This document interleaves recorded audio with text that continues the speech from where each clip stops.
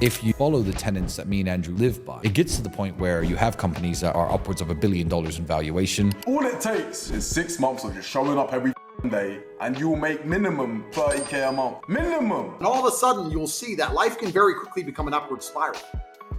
It's a natural progression if you follow the tenets that me and Andrew live by. Now we preach them, but before we preached them, we lived by them, of constant self-improvement. It gets to the point where you have companies that, as Andrew probably said, are upwards of $1 billion in valuation.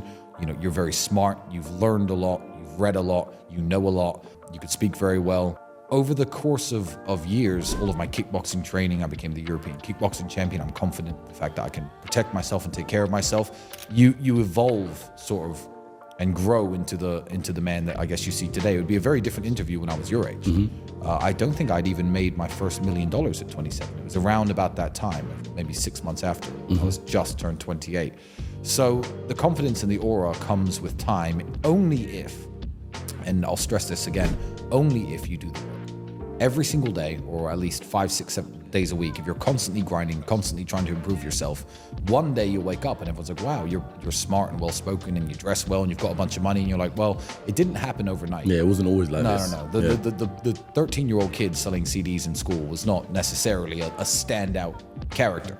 I'd only just started kickboxing around that time. I was just a pretty normal-ish kid. I wasn't even that big for my size. I didn't start growing till I was like 17. So I was massive now. I was normal height when I was 17. Then I met all my old school friends again when I was like 19, 20, and I towered over everybody. So I don't know. I didn't really stand out in any particular way when I was at school, apart from the fact that I had a slight American accent. That was the only thing that made me stand out. It's amazing how life can be one of two spirals. It can be a downward spiral where you keep making a bunch of mistakes and you keep doing dumb shit. You can end up at the very bottom. But an upward spiral is also very real. If you do the right things, if you're on time, firm handshake, train in the gym, good shape, try your best, make money, invest, learn, get a good network, pay attention to people who you know are living the life you want to live, like us or like anybody else.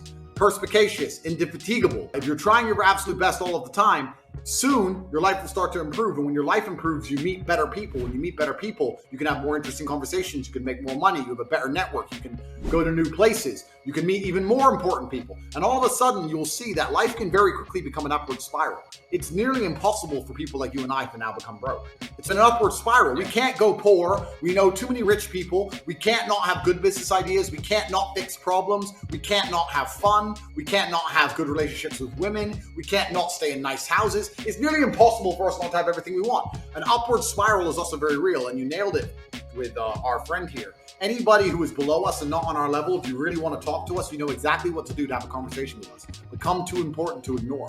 We became too important to ignore, and it's down to you now to become too important to ignore. If you have any kind of honor inside of your heart, if you have any kind of respect for your ancestors, if you have any kind of healthy masculine ego, which you're supposed to have, not the ego which destroys you, the ego which convinces you that you're special for no reason, but instead the ego which convinces you need to be respected and you're prepared to do any amount of work it takes to be respected, it's fantastic. That's a good thing. Having an ego you work hard to justify is a superpower. If you want to matter, if you want to argue with us or disagree with us on any subject, then you need to get up and get to work. That's the only answer.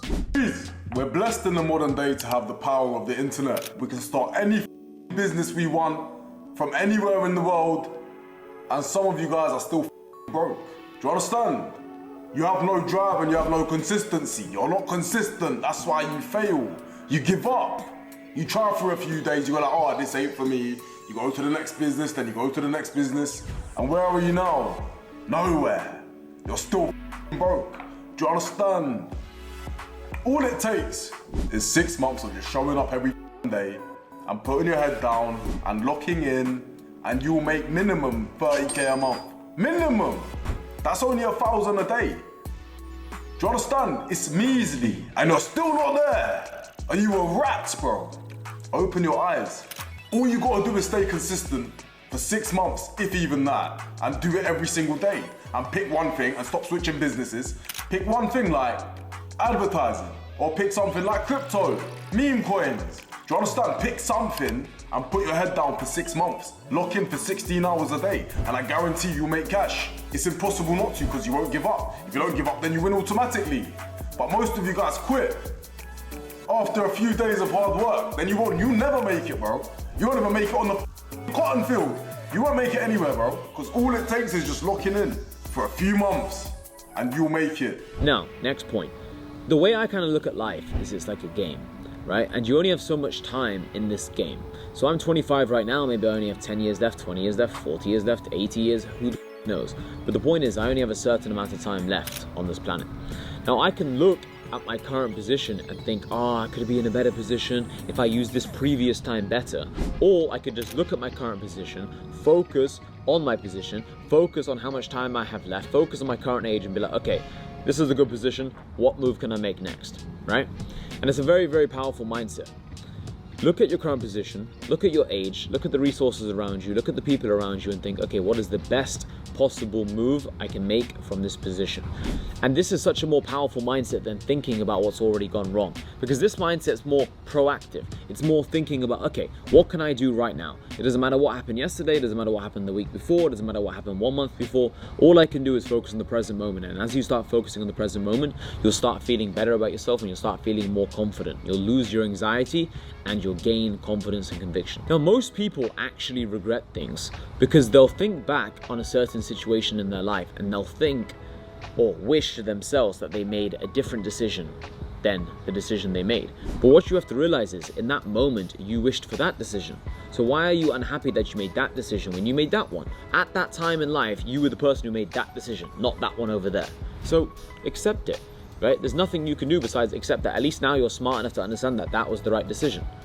And also, in that moment, you had a decision to make. You could have chosen to be this kind of person or this kind of person. You had a choice of which path to go down. You chose that path. So just live with it. And at the end of the day, now that you're aware of things and now that you're smart enough to recognize you made a mistake, that means you've obviously learned from that previous experience. Maybe you made the right decision, you'd have never learned that lesson. Because people get arrogant after a win. It's actually in your losses you learn the most. Now, obviously, when you're really a smart person, what you'll try and do is you'll try and learn from your losses and your wins. But most people aren't like that. 95% of people aren't like that. They'll only learn when they lose. So it's actually good to lose because it's the best way to teach you a lesson. It takes a very, very analytical and intelligent person to learn when they've won. Most people are, I won. I don't need to do any more studying. I don't need to do any more research. I've already won, right? So be happy that you lose because it's going to make you smarter. It's going to help you in the future. Maybe right now you lost $5,000 doing something, but in the future, that lesson is going to help you not lose $500,000. Maybe one business partner of yours stole $5,000 of yours, but in the future, another business partner might have nicked $500,000 from you. So because now you've learned that lesson, you got to watch yourself a bit more. You got to be a bit careful of the people around you. Now you've prevented yourself from losing an extra 495k. You need to reframe everything as a lesson. Also, people only really regret things when they're not taking enough action. I feel like if you're so busy in the current moment, then you can't really regret things too much. If you're so busy filming a video, if you're so busy speaking to more girls, if you're so busy going out the house, meeting new people, if you're so busy learning new things, if you're so busy studying new material, if you're so busy talking to other like-minded people, if you're so busy traveling the world, connecting with other people, trying to start a new business, I don't feel like you have enough time to regret the past. You only look at the past when your present isn't full with enough action, right? And you only look at the future too much when your present is not full with enough action. So if you want to stop being anxious about the future or regretful about the past, start focusing more on the present moment. And once you start focusing on the present moment, then you're not going to give about the future or the past. You're going to be locked in. That's what being locked in is. It's when you don't give a fuck about anything else. You're just locked in on the current task you're doing. You're in flow state. And this is what you guys need to try and get to. Get to flow state and you won't care about that girl who broke your heart, and then you're going to sit there and think, oh, I wish I did this differently in that relationship. I wish I didn't trust that business partner. I wish I didn't trust this person. I wish I didn't smoke so much weed when I was a kid. I wish I focused on my work. You cannot think like that, guys. You have to just focus on the current moment. And if you're so busy doing new things now, you won't care, I promise you.